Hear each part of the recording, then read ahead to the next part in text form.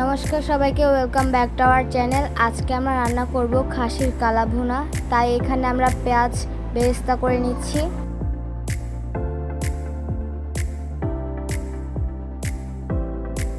অন্যদিকে আমরা খাসির মাংসগুলো ভালোভাবে ধুয়ে নিচ্ছি।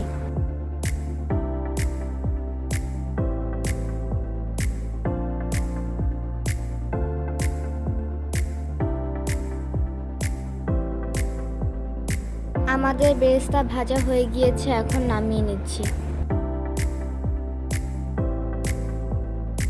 এখন আমরা খাসির মাংসগুলো সব মশলা দিয়ে মেখে নিব।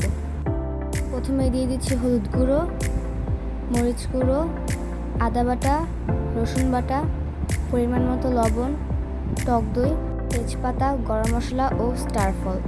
এখন সবগুলো উপকরণ ভালোভাবে মেখে নিব। এখন দিয়ে দিব ভেজে রাখা বেরেস্তাগুলো।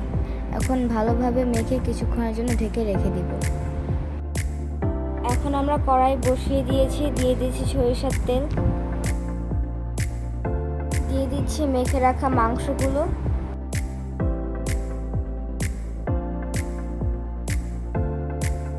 ভালোভাবে মেখে কিছুক্ষণের জন্য ঢেকে রেখে দিব।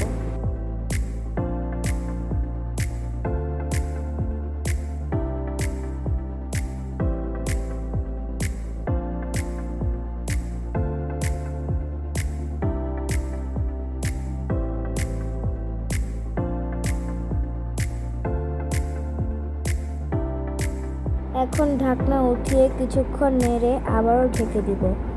এভাবেই 2 থেকে 3 বার ঢাকনা উঠিয়ে নেড়ে চেড়ে আবারও ঢেকে দিতে হবে।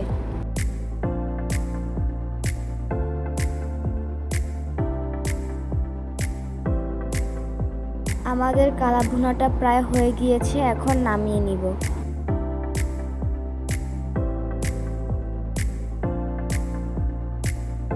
এখন আমরা আবারও কড়াই বসিয়ে দিয়েছি। এখন আমরা দিয়ে দিচ্ছি সরিষার তেল,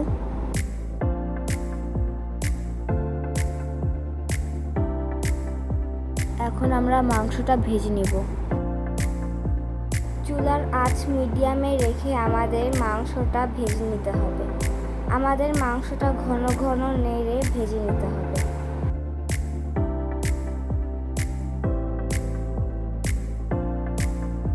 এখন আমরা দিয়ে দিব ধনিয়া, জিরা ও গোলমরিচ গুঁড়ো।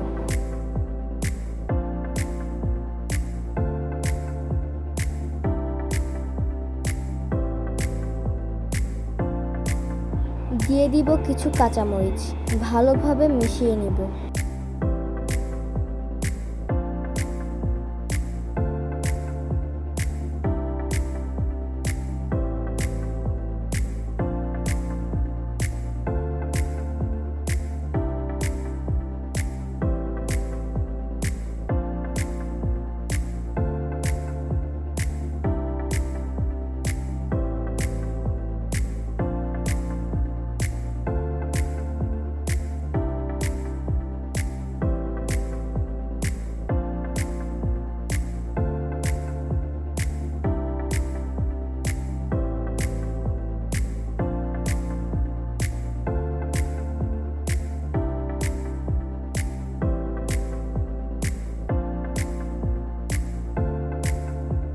আমাদের খাসির কালা ভুনা হয়ে গিয়েছে, এখন নামিয়ে নিব।